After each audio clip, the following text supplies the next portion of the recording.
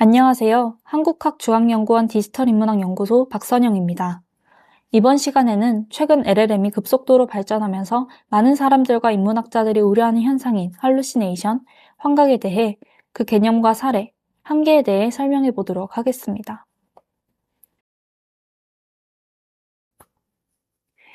환각이란 인공지능이 사용자의 입력이나 이전 맥락과는 무관하게 설득력 있고 맥락적으로 일관성이 있으나 실제로는 완전히 조작된 반응을 생성하는 현상입니다. 환각의 유형을 정확히 알고 이해하는 일은 AI가 생성한 정보를 신뢰하지 않고 비판적으로 읽어내는 리터러시를 함양하는 데 도움이 되는데요. 이를 위해 기준에 따라 유형으로 나누어 사례를 중심으로 설명해 보겠습니다. 환각 현상은 크게 내재적 환각과 외재적 환각으로 분류되는데요. 내재적 환각은 원본 내용이나 대화 이력과 정면으로 모순되는 출력을 생성하는 경우이며, 외재적 환각은 원본이나 대화 이력만으론 그 정확성을 검증할 수 없는 정보를 생성하는 경우를 의미합니다. 이순신 장군은 조선시대의 장군으로 임진왜란 당시 거북선을 활용하여 큰 승리를 거두었다 라는 내용을 프롬프트로 입력했다고 가정해 봅시다.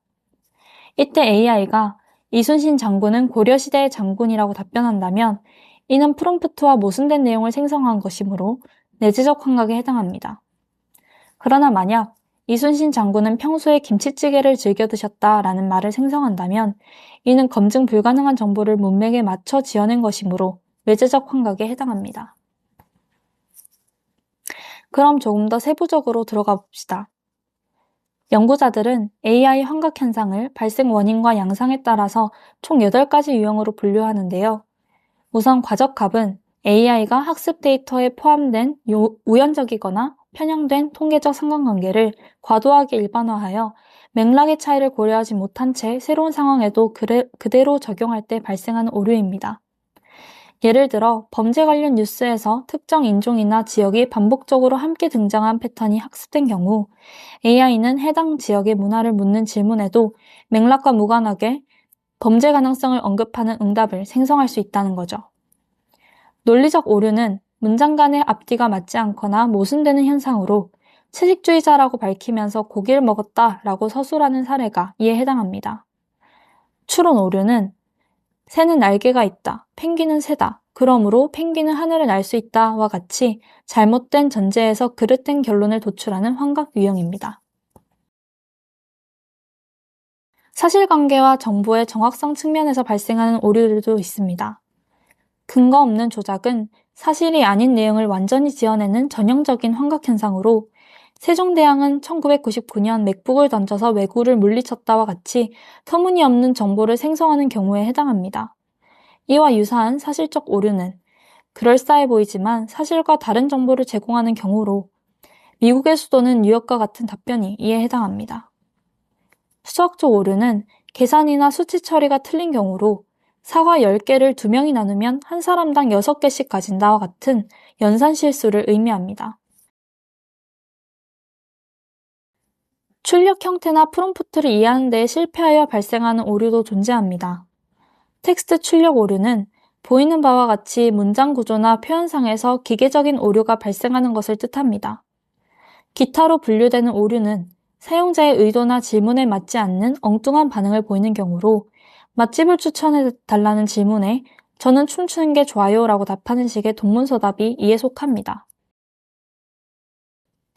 환각은 보통 수정해야 할 기술적 결함으로 취급되지만 일각에서는 이러한 예측 불가능하고 엉뚱한 결과물들이 오히려 혁신의 기회를 제공할 수 있다고 보기도 하는데요.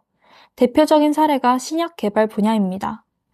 AI의 환각은 기존 데이터베이스의 범위를 벗어난 새로운 분자 구조를 생성하는 데 기여하고 있습니다.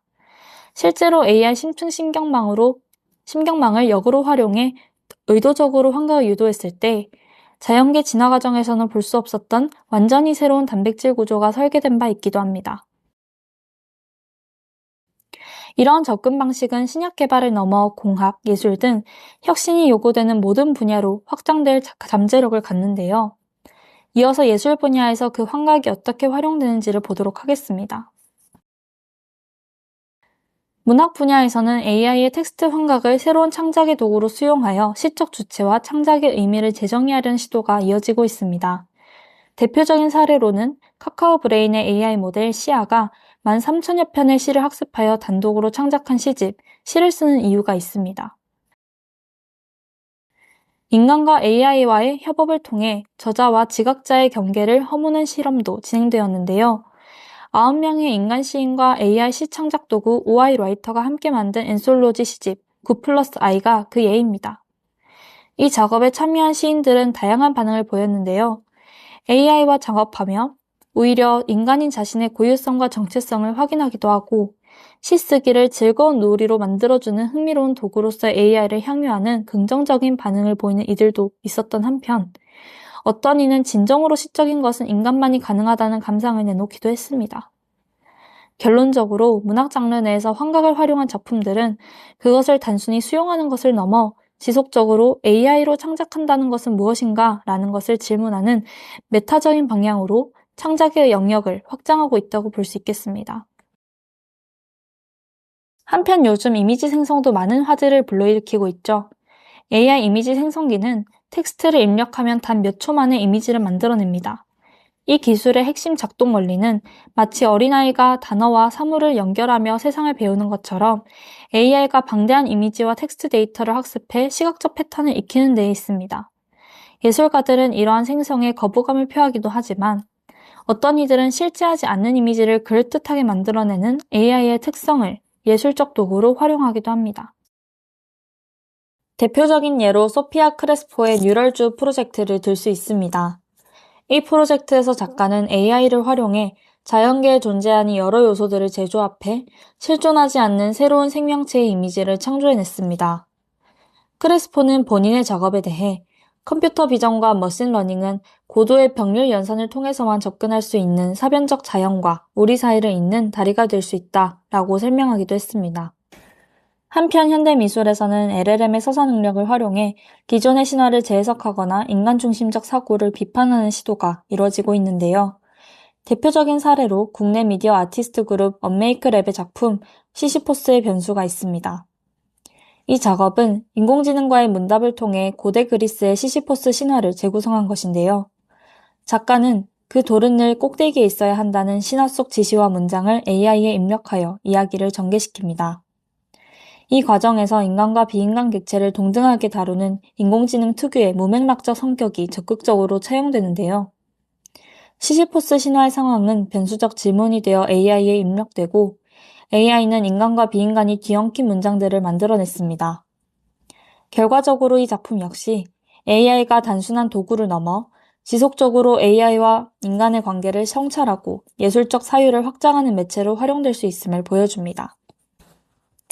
이처럼 예술 분야에서는 AI의 환각이 새로운 창작 방식으로 수용되기도 하지만 사실성과 정확성이 생명인 실용 분야에서의 환각은 치명적인 위험 요소입니다. 특히 보건의료, 금융, 법률, 그리고 역사적 사실을 다루는 문화유산 분야는 정보의 왜곡이 개인의 생명이나 사회적 근간을 뒤흔들 수 있기에 환각을 제어하기 위한 고도의 안전장치가 필수적으로 요구되죠.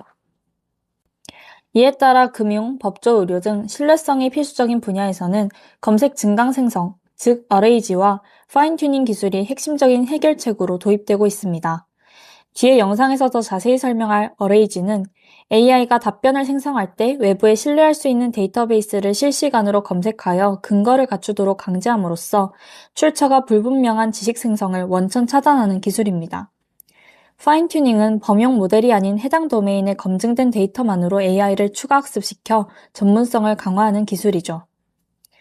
최근 의료 AI 연구 사례 등을 살펴보면 구체적인 제어 메커니즘으로 생성된 텍스트가 원본 소스와 일치하는지를 검증하는 사실적 일관성 평가, AI의 확신 정도를 수치화하여 기준치 미만일 경우 답변을 거부하게 하는 신뢰도 점수 산출, 그리고 전문가가 출력물을 검수하여 모델을 재반영하는 인간 개입 피드백 시스템이 적용되고 있음을 확인할 수 있습니다. 인문학적 관점에서 환각 제어의 중요성이 더욱 심도 있게 논의되어야 할 분야는 본 프로젝트의 핵심 문제의식과도 연결되는 문화유산 영역입니다. 문화유산 분야에서 AI는 결실된 기록을 복원하는 과정에서 사실과 허구를 구분하지 않고 섞어버리는 기억의 왜곡 문제를 야기할 수 있는데요. AI가 방대한 아카이브를 학습해 생성해낸 합성 유산은 과거에 존재했을 법하지만 실제로는 존재하지 않았던 새로운 형태의 유산을 말합니다. 19세기 서울의 거리를 복원할 때 고증이 없는 서양식 가로등이나 퓨전 항복을 미학적으로 그럴듯하게 끼워 넣는 예시를 들 수 있죠. 문제는 대중이 박물관이나 아카이브의 건의를 신뢰하기 때문에 이러한 가짜 역사를 검증된 진실로 무비판적으로 수용하여 집단 기억이 영구적으로 왜곡될 위험이 있다는 점입니다. 특히 이탈리아의 루이지 에이나우디 대통령 체포 사례에서 나타나듯 역사적 인물을 페르소나 챗봇으로 구현할 때 AI가 인물이 겪지 않은 사건을 마치 자신의 추억인 양 자서전적으로 서술하는 것은 사료의 오염을 초래합니다. AI가 어떤 사료를 근거로 답변했는지 추적할 수 없는 블랙박스화된 역사는 역사학적 검증 과정을 무력화하죠. 따라서 문화유산 분야의 환각제어는 단순히 기술적 오류 수정을 넘어 문헌학적 엄밀성을 시스템에 적용하는 방향으로 나아가야 합니다. 우선 AI가 생성한 모든 문장에 대해 아카이브 내 원천 사료의 위치를 역추적하여 자동으로 각주를 생성하는 주석 달기 모델링을 통해 정보의 투명성을 확보해야 합니다. 또한 결과물 하단에 데이터의 출처와 AI의 개입 정도를 명확히 밝히는 파라텍스트 배치를 의무화하여 대중이 가공된 유산을 확정된 역사로 오인하지 않도록 안내해야 합니다. 마지막으로 AI가 제시하는 개연성 있는 허구와 사료로 입증된 사실을 시각적으로 대조 전시하고 그 과정에 역사 전문가가 상시 개입하여 검증하는 큐레이터 인 더 루프 시스템을 구축함으로써 관람객이 스스로 사실과 허구를 판별하는 비판적 역사사고를 할 수 있도록 유도해야 합니다.